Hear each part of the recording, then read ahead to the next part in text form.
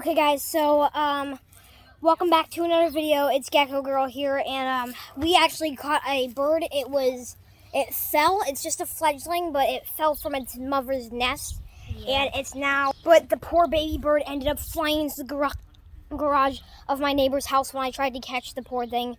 It's probably a bit scared right now, guys. So we're gonna let it go now and let it get its mom back. The mom is freaking out. I feel so bad. So we're gonna go help this baby bird and put it back and give it another shot of its life. And I am with my friends here on this fine day. So yeah, we're gonna be bringing this guy back to his house. So here we go.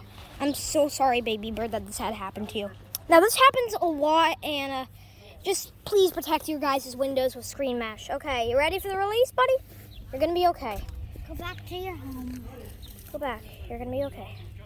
Okay? You can go now. You're free. You're free. Goodbye.